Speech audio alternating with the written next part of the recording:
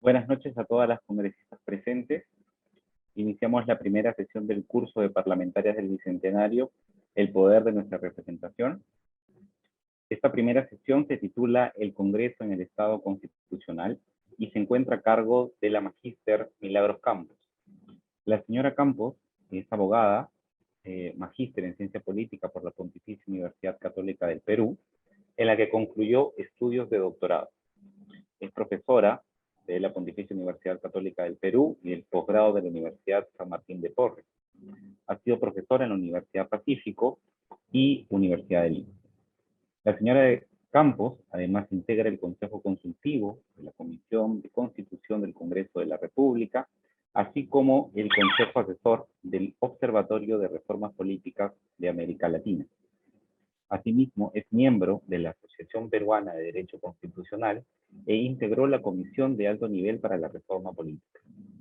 Finalmente, la señora Campos fue miembro de la Corte de Arbitraje del Centro de Análisis y Resolución de Conflictos de la PUC, así como la Comisión Técnica encargada del Programa de Modernización del Congreso. Doy paso a la señora Campos para que inicie con la sesión. Muchas gracias.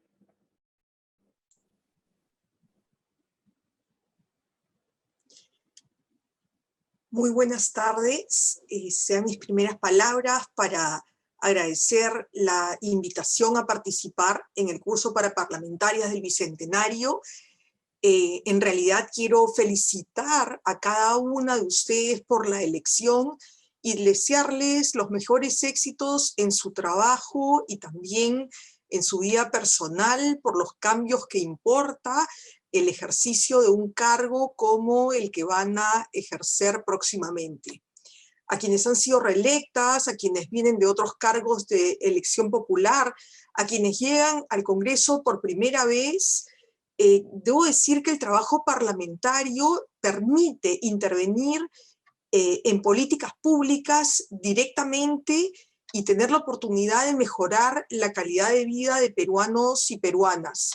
Destaco los retos planteados por quienes me han antecedido en el uso de la palabra respecto del tema de ejercer la representación parlamentaria con creatividad en momentos de crisis, pero además el utilizar datos para poder construir y contribuir a la construcción de políticas públicas. Quisiera compartir un PPT para parte de esta exposición.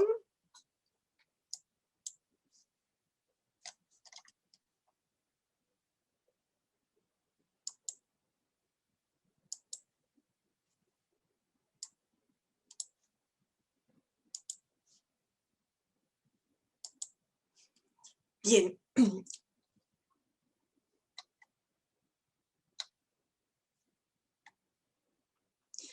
El Congreso o Parlamento, como se le conoce, tal y como lo conocemos hoy, es una construcción histórica. De manera continua en Inglaterra o discontinua en otros países europeos como España o Francia, ha evolucionado de una representación estamental y sometida al rey al órgano plural y representativo que conocemos hoy.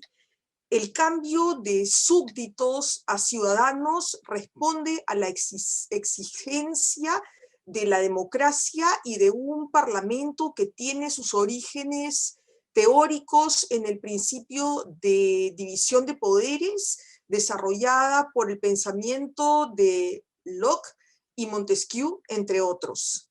Como afirma Sartori, la representación medieval no estaba asociada al gobierno, sino que era un canal mediador entre mandatarios y el soberano, de manera que representaba a alguien respecto de algún otro. Los parlamentarios así eran mandatarios de sus electores. El giro hacia una democracia representativa se va a dar en el siglo XVIII y va a tener como característica la prohibición de mandato imperativo. Como muestra de este proceso se tiene el famoso discurso de Edmund Burke a los electores de Bristol, cuya versión completa se les ha remitido entre los materiales. Dice Burke que la felicidad y la gloria de un representante debe consistir en vivir en la unión más estrecha, la correspondencia más íntima y una comunicación sin reservas con sus electores. Sus deseos, dice Burke, deben tener para él gran peso, su opinión máximo respeto en asuntos de atención incesante. Es su deber sacrificar su reposo, sus placeres y sus satisfacciones a los de aquellos, y sobre todo, siempre y en todas las ocasiones, el interés de ellos al suyo propio. Pero el Parlamento, dice, no es un órgano de embajadores que defienden intereses distintos y hostiles, intereses que cada uno de sus miembros debe sostener, unos contra otros, sino una asamblea deliberante de una nación con un interés de la totalidad. De manera que lo que nos va a mostrar Burke es que el Parlamento no es un órgano de representantes con encargos que vienen previamente planificados a partir de mandatos específicos de los electores. Lo que nos dice Burke es, eliges un diputado, pero cuando lo eliges, ya no es el diputado de Bristol, sino un miembro del Parlamento. Y con ello lo que muestra es que el Parlamento es una asamblea deliberante. Los representantes, agrega, no deben de ser mandatarios. Así, el pensamiento de los liberales comienza a nutrir la idea de la democracia representativa. En el diseño de los parlamentos vamos a encontrar también una línea como la que nos plantea John Stuart Mill, y es que hay una voluntad de los electores a la que los representantes deben de tributar, pero en modo alguno pueden ser dependientes de ella. El diseño de nuestros parlamentos responde realmente a las revoluciones liberales del siglo XVIII, a la Constitución francesa, a la Revolución Americana y a la Constitución de Estados Unidos, así como en menor medida a la de Cádiz. A través de todo este desarrollo y expansión que se tiene primero en Europa y en América luego, el modelo constitucional va a afianzar la idea de la democracia liberal, el Estado de Derecho y más modernamente la idea de controles recíprocos entre los poderes del Estado, configurando un esquema de frenos y contrapesos que por su expresión en inglés, checks and balances, responde a un diseño constitucional donde la competencia otorgada a un órgano tiene de manera de espejo un control de otro órgano, de manera tal que se evite la concentración del poder en una sola persona o en un órgano. Así, la función que se le asigna a un órgano supone que tiene el control y el contrapeso de otro órgano del Estado. Este esquema de controles recíprocos, de frenos y contrapesos, beneficia fundamentalmente a la libertad de los ciudadanos. La separación de poderes, sin embargo, se concibió de manera más rígida. De la idea de soberanía popular se construyó la idea de la soberanía del Parlamento, y con ello la idea de los interna corporis acta, es decir, estos actos internos del Parlamento que desconocían cualquier posibilidad de control jurisdiccional, sea de actos legislativos como de actos no legislativos. En el Estado constitucional de derecho, sin embargo, en la línea del diseño de frenos y contrapesos, no es posible encontrar zonas exentas de control constitucional, de manera tal que el estándar que garantiza el cumplimiento del principio democrático es que todos los órganos admiten control y que esta doctrina de los interna corporis acta está limitada a determinados tipos de actos y en general se reconoce el control de los actos del Parlamento. Pero también el rol del Parlamento moderno está determinado de alguna manera por las relaciones entre ejecutivo y legislativo, siendo el control político una de las funciones esenciales de los congresos. Esta relación en el sistema de gobierno determina cuál es el marco de ese control, porque los gobiernos democráticos diseñan su sistema de controles a partir del modelo que se ha diseñado en el propio texto constitucional.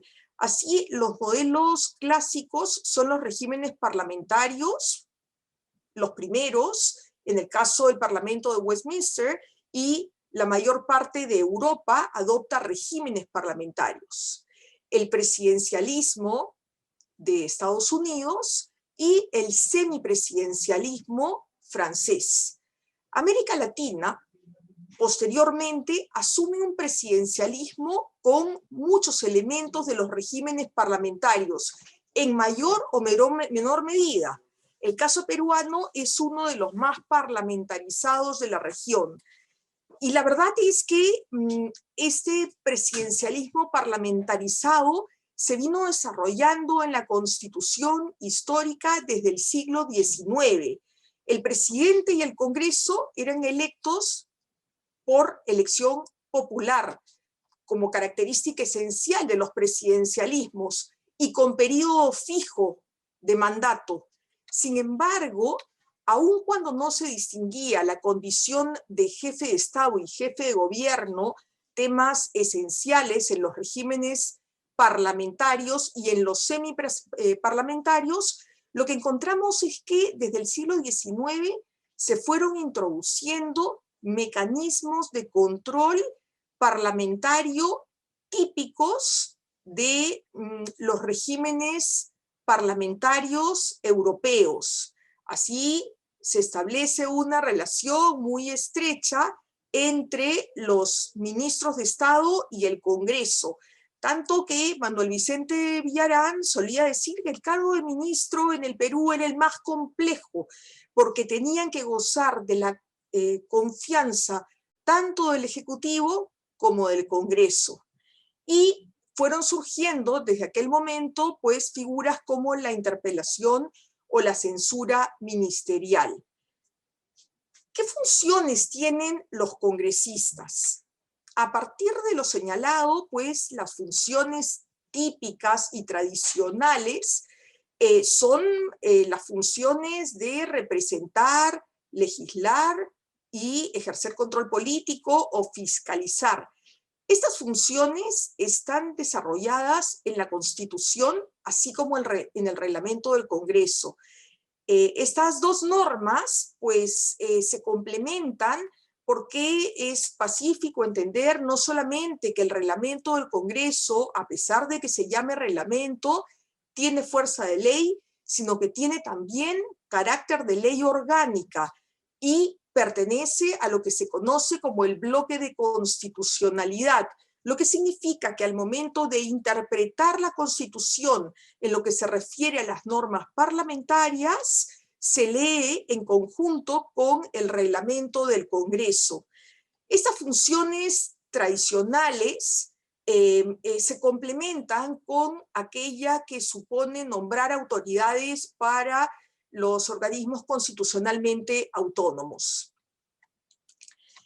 En relación a la función de representación, el propio reglamento del Congreso señala que los congresistas representan a la nación y no están sujetos a mandato imperativo ni interpelación. Es cierto que ustedes fueron electas por circunscripciones, pero como decía Edmund Burke, en el momento en que llegan al Congreso, representan a la nación y no solo a sus electores ni a su circunscripción. Así, Pedro Planas señalaba que la función de representación es la columna vertebral del órgano legislativo, que lo obliga a conectarse con la ciudadanía. Giovanni Sartori también ha explicado este tema de la representación política y particularmente las características que puede tener.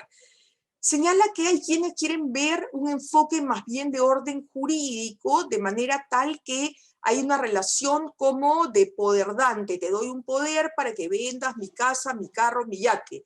Pero en realidad, dice, el mandato jurídico no es así, porque el poder dante tiene que dar cuenta a su mandatario de exactamente cómo utilizó ese poder. Y si bien la rendición de cuentas es parte de la representación parlamentaria, hay un grado de responsabilidad en la forma como se ejerce. También dice que hay un enfoque sociológico, es como una representación espejo. Entonces los electores elegirían a alguien que se les parece en oficios, en forma de entender la vida o en la forma como se debe entender el diagnóstico de la sociedad.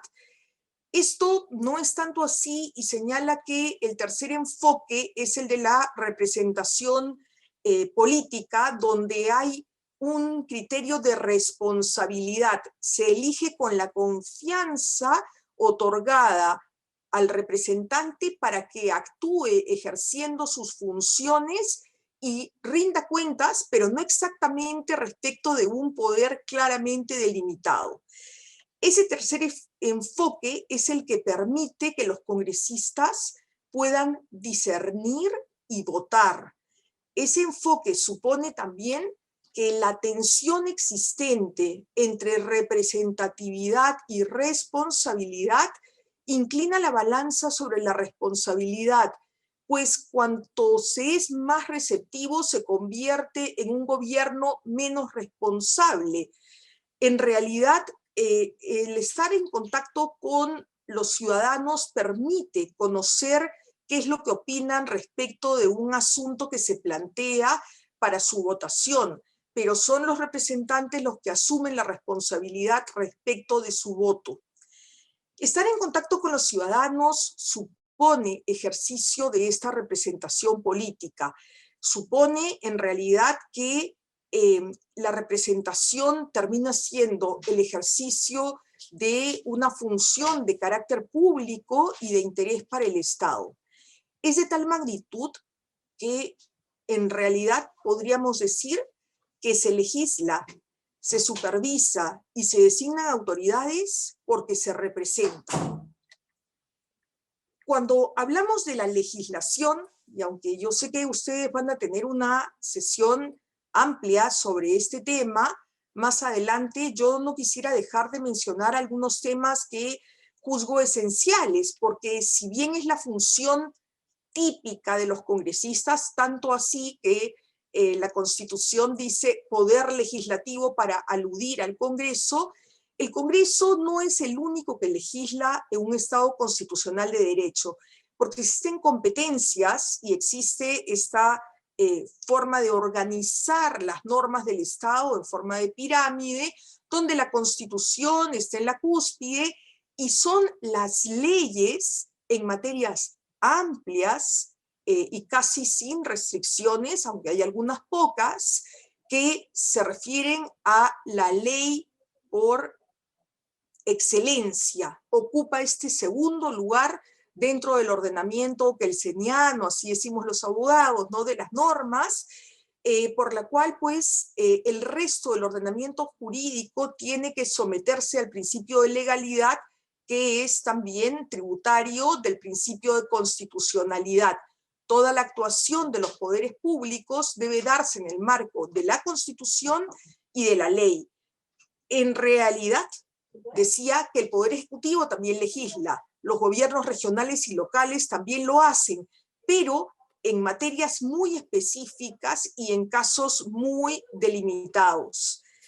En la función de legislar resulta particularmente relevante la aprobación del presupuesto, pues en sí misma muestra una relación de colaboración y control con el Ejecutivo. Es el control sobre las políticas públicas. En el debate presupuestal se exponen los ingresos, que son fundamentalmente impuestos, y la asignación de gastos a los distintos pliegos, lo que en sí mismo significa una priorización de políticas públicas. De hecho, el origen de la representación en Estados Unidos frente al Parlamento inglés está vinculado al tema de los impuestos, bajo la expresión de que no hay tributación sin representación.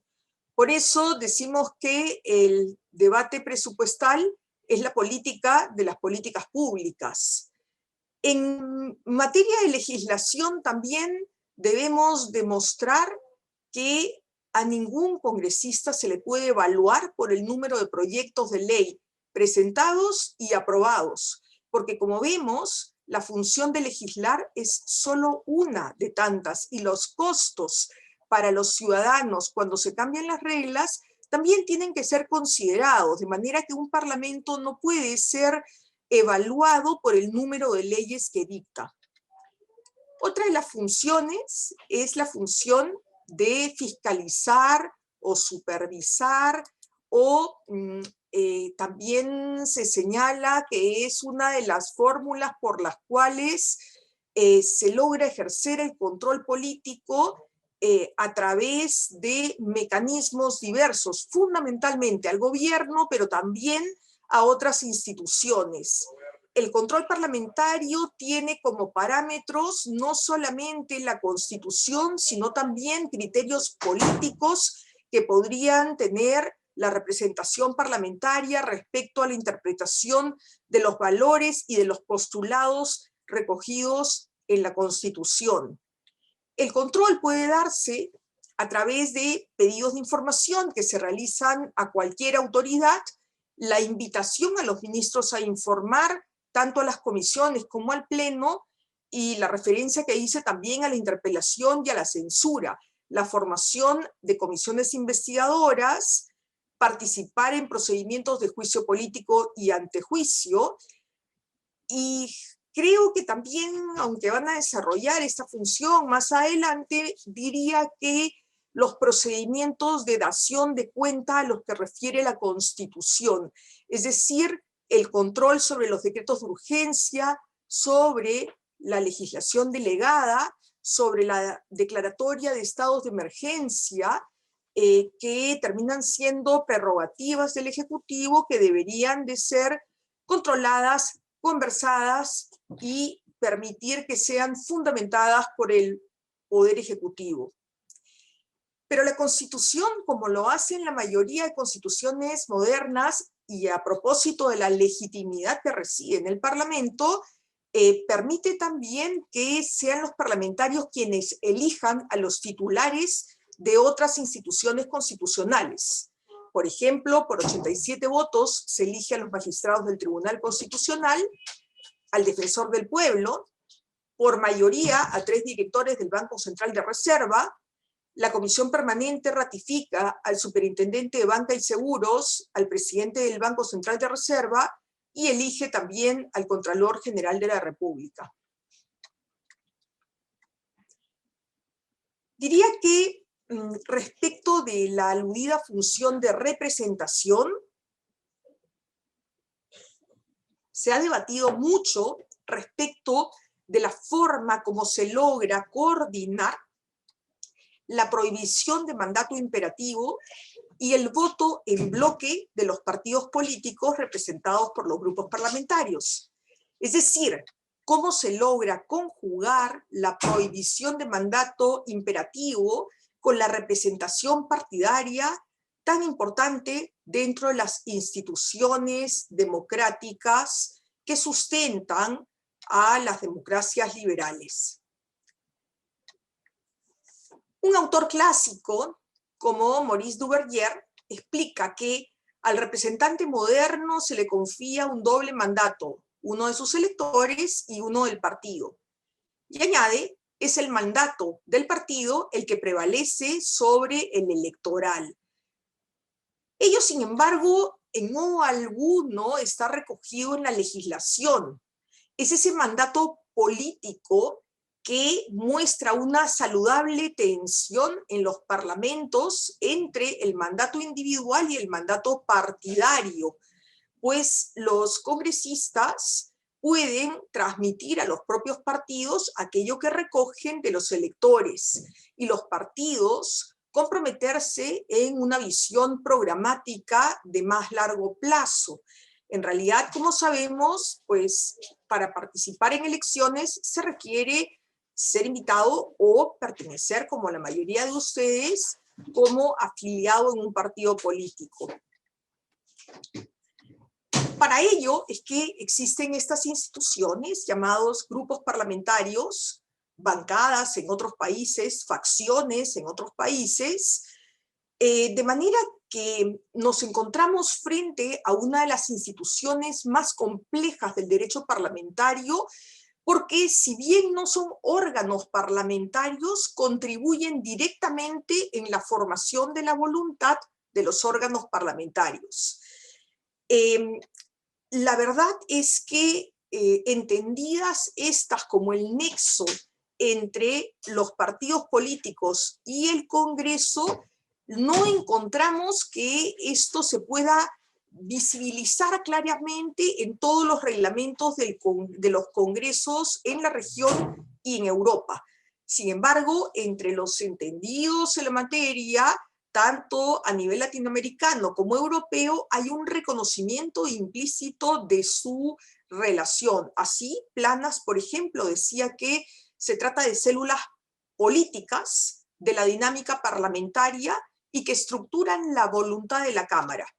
García Guerrero dice que es un conjunto de miembros que manifiestan la voluntad política del partido en la Cámara.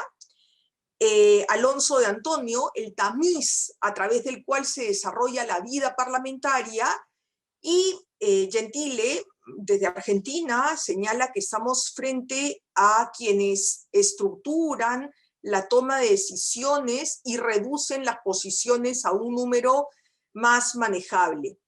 Nuestro reglamento del Congreso los define como conjunto de congresistas que comparten ideas o intereses afines. Y a continuación señala que para formarlos lo hacen los partidos políticos y alianzas de partidos que logren representación en el Congreso y que constituyen un grupo parlamentario cuando se reúnen en número de 5. En cuanto a las funciones, queda muy claro que sin ser órganos parlamentarios van a participar claramente facilitando su funcionamiento, por ejemplo, en lo que se refiere a la elección de la mesa directiva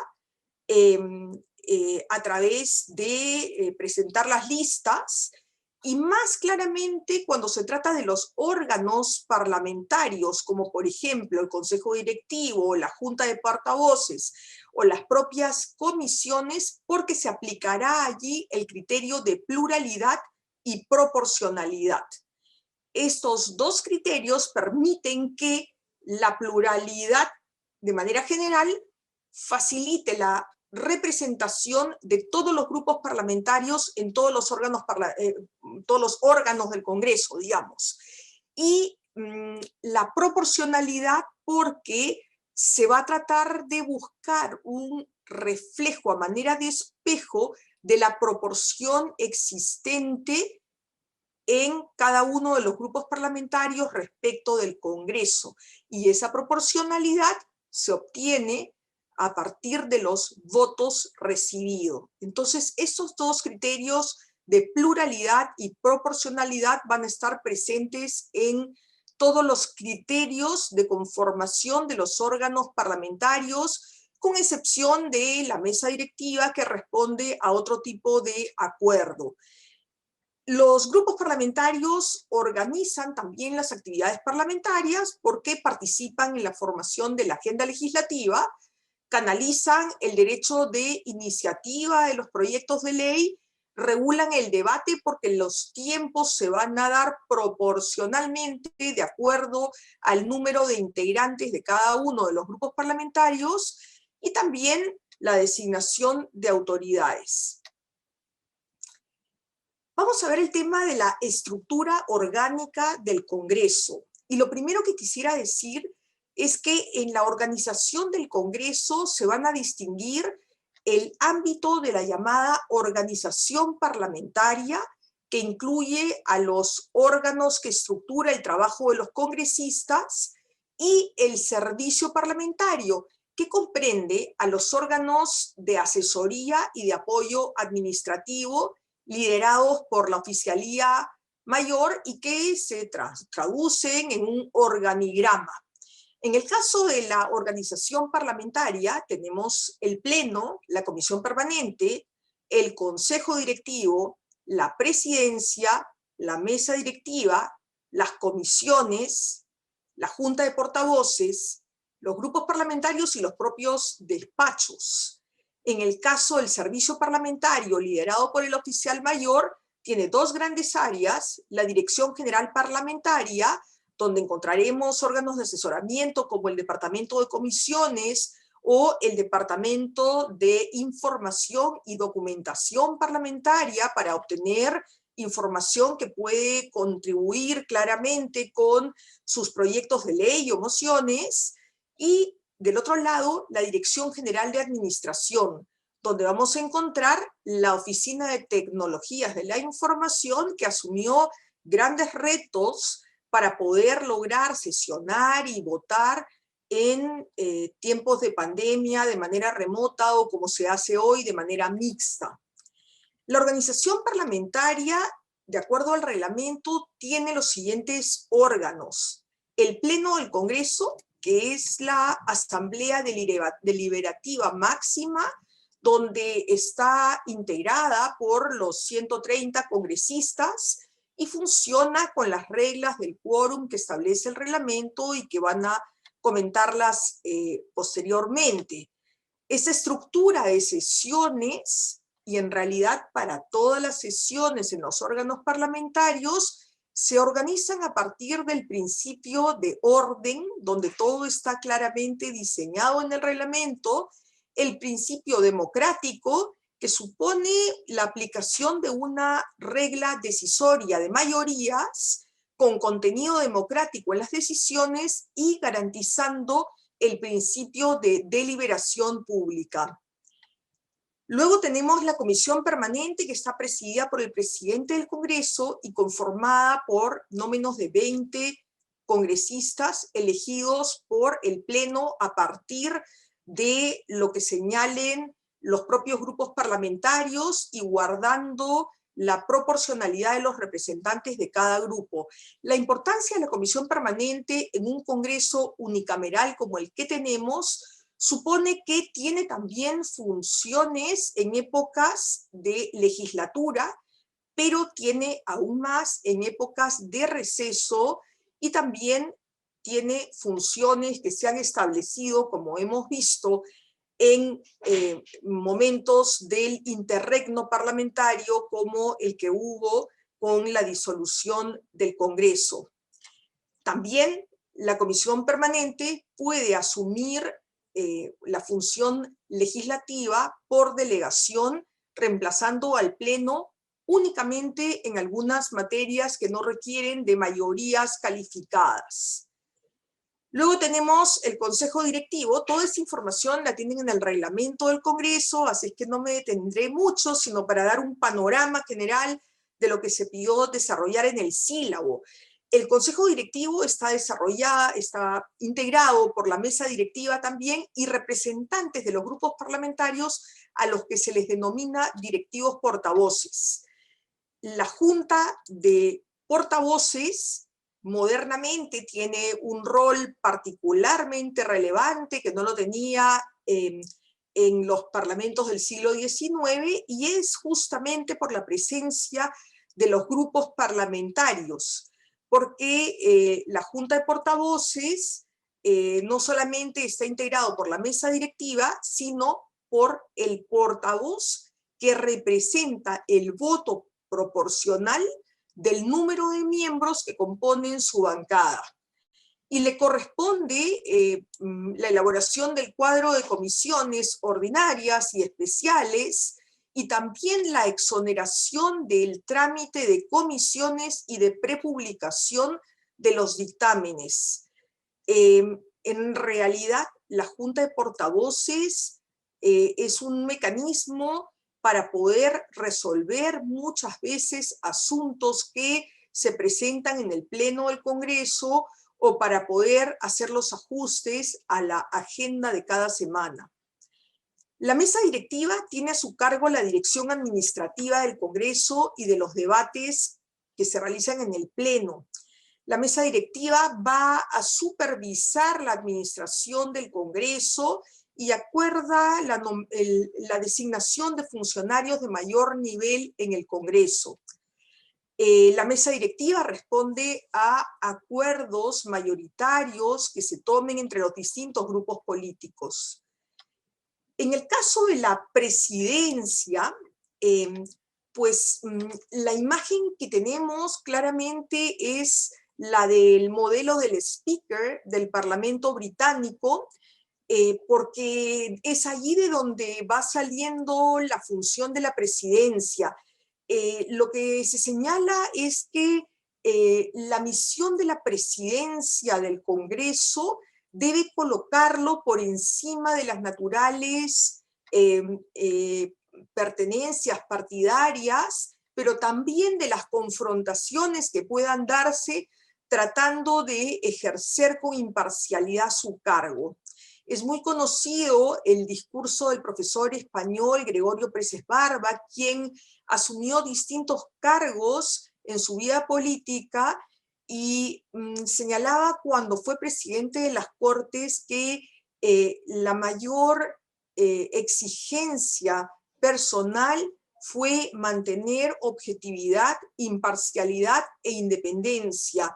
Y en su discurso para asumir el cargo señalaba que es necesario ejercer las funciones de investir al presidente de gobierno, producir normas jurídicas, fiscalizar la acción del Ejecutivo y colaborar con otros órganos constitucionales. Pero junto a estas importantes tareas, es necesario invocar a que cumplamos con una misión fundamental: ser lugar de encuentro, de confrontación y contraposición de opiniones en un diálogo pacífico en el que la mayoría y la minoría, cada una con su papel constructivo en el juego democrático, contribuyan a formar la voluntad general que se nos ha otorgado. Es así que el reglamento señala una serie de funciones para el presidente, donde la principal es representar al Congreso, recibir los honores que corresponden, porque de alguna manera es esa cara visible del Congreso. Pero también se señala que debe cumplir con el ordenamiento jurídico y facilitar consensos y acuerdos, respetar y hacer respetar la organización y funciones del Congreso. Es un gran reto y creo que el punto es mirar cómo se ha buscado colocar a un parlamentario que tiene las mismas funciones, pero que busca conciliar representando a todo el Congreso. En el caso de las comisiones, creo que es importante que tengamos en cuenta que en los inicios del Parlamento todas las funciones las ejercía la Asamblea. Sin embargo, el hecho de que se presenten inconvenientes funcionales y operativos por la lentitud que significaba esto, el análisis era muy superficial y la deliberación se hacía más difícil. Por eso, respondiendo a criterios de eficiencia, se dio paso al principio de división de trabajo y de especialización a través del sistema de comisiones. Por eso el reglamento refiere justamente a que las comisiones son grupos de trabajo especializados. Y la idea justamente es que las comisiones ordinarias respondan al estudio y al dictamen de los proyectos de ley. En ese sentido, se busca que cuando se conformen las comisiones se respete el criterio de pluralidad, de proporcionalidad y de especialización. Cuando hay demasiada rotación en las comisiones, se hace imposible lograr que los parlamentarios puedan especializarse y tener este recorrido de aprendizaje natural respecto de las comisiones a las que son asignados por su grupo parlamentario, también bajo un criterio de especialización. La clasificación de comisiones nos lleva a mirar que hay comisiones ordinarias, comisiones de investigación, que se ven más los temas de fiscalización propiamente, las comisiones especiales que buscan justamente entrar a estudiar temas que resultan de interés para el Pleno del Congreso, y la Comisión de Ética Parlamentaria.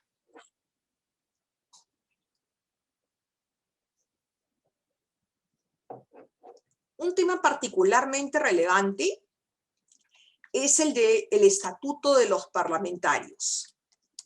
Y lo es porque el cargo que van a ejercer supone una condición especial que, si bien no constituye privilegio, sí supone una atención diferenciada por los altos deberes y las responsabilidades que se ejercen. Así, el reglamento del Congreso desarrolla con amplitud lo que corresponde a los deberes y derechos de los congresistas, y también un régimen de incompatibilidades y prohibiciones a los que me voy a referir. Las prerrogativas funcionales son garantías que protegen al parlamentario no en cuanto tal, sino la función importante que desempeña en el Estado democrático de derecho. De manera que propiamente no son derechos, pero reflejan una condición jurídica especial. Así vamos a encontrar pues que hay una participación especial con voz y voto en las sesiones, y la posibilidad de pedir a cualquier órgano información que requieran para poder ejercer mejor sus funciones, el derecho a iniciativa legislativa, el derecho a elegir y postular para cargos directivos, pero también una serie de limitaciones que están vinculadas a el ejercicio de funciones ajenas a la función parlamentaria. Para garantizar el desarrollo de las sesiones, los congresistas tienen la prerrogativa de la inviolabilidad, lo que supone que pueden expresar sus opiniones y sus votos sin ser cuestionados, ni demandados, ni denunciados por los mismos. Este, como pueden ver, es un estándar en todos los países, porque se considera que es una forma que se garantiza la libertad para poder legislar, para poder representar y sobre todo para poder ejercer el control político. El Código de Ética Parlamentaria, que forma parte del reglamento del Congreso, también establece conjuntamente con el cuerpo normativo limitaciones, como por ejemplo el hecho de que los congresistas no pueden ser gerentes ni apoderados ni accionistas de empresas con las que el Estado contrate. No pueden recomendar a ciudadanos para puestos públicos. No tienen iniciativa de gasto, por lo tanto no pueden ofrecer, ni realizar, ni gestionar obras públicas. No pueden interferir en procesos judiciales o administrativos que se encuentren en curso. Tampoco pueden brindar trabajo a cuanta persona se los pida. Su trabajo es de tiempo completo, por lo tanto no pueden desempeñar funciones profesionales durante las horas de funcionamiento del Congreso.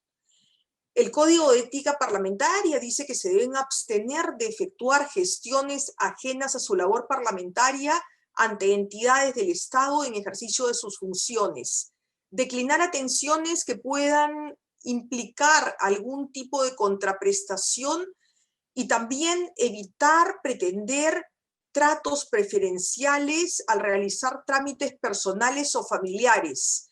En caso de participar de un debate o una votación en la que un interés personal o familiar se encuentra en juego, deben hacer explícitas esas vinculaciones.